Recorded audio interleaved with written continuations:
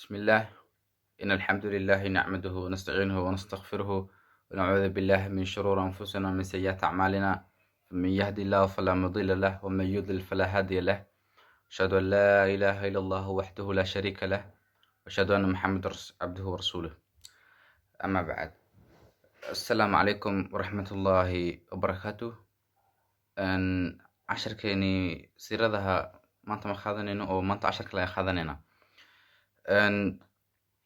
casharkan aan qaadanayno wuxuu ka mid yahay in casharada kutubka la yiraahdo safinatu najaa ayuu ka mid yahay. Marka labadan cashar waa labada cashar ugu horeysa oo waxayna ka mid yihiin dadka muslimiinta ah waxyaabaha ugu muhiimsan inay bartaan. marka midka koowaad waxa waaye arkaanul islaam.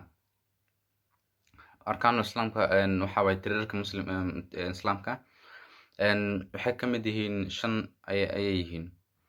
oo midka koowaad wuxuu yahay shahaadatu laa ilaaha illa allah wa anna muhammadan rasuulullah. waa midka koowaad. midka labaad waxa waaye waa qaamatu salaah oo ina salaada tukatid. wa ayaatu zakat inaad zaka bixisid. wa samu ramadaan inaad ramadaanka aad sumtid.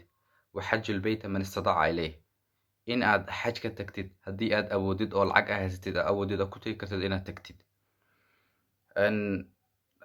ilmaha yaryar oo hadda soo koraya haddii casharadan oo kale la tuso ay ku bartaan hadhow islaamka kusoo barbaarayaan oo hadhow qalbigooda u fiicnaanaya.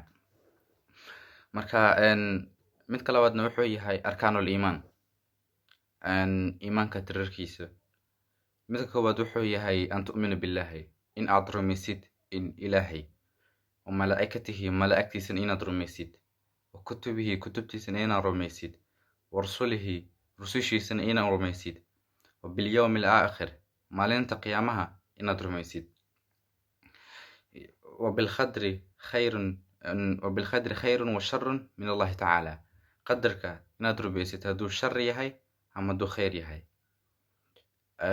casharkan halkan inoogu egyahay. assalaamu calaykum waraxmatullaahi wabarakaatuh.